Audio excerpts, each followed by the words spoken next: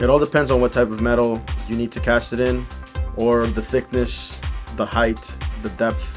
All of these factors come into place. Rings, pendants, things that are generic are a lot easier to make. Things that are more intricate, like under galleries, settings, tops of rings, organic material, very heavy pieces. They require a variety of sprues to help them come into casting.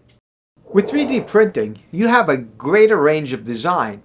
An individual designer can do something simple and go to a little bit more complicated. Let's look at one of my favorites. Chris from SoftWarthog Design. First thing he did that caught my eye is a lightsaber. It's a simple design, but something that all people in nowadays knows about Star Wars. Now this, as you can see, is a little bit more complicated. Look at the back. Look at the way that rope just tangles around the anchor and the steering wheel of the ship, the mast, and the Lord Jesus over here.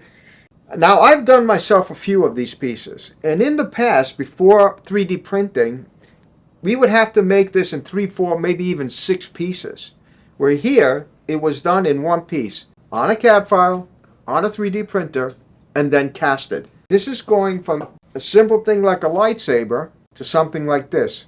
That's a big range.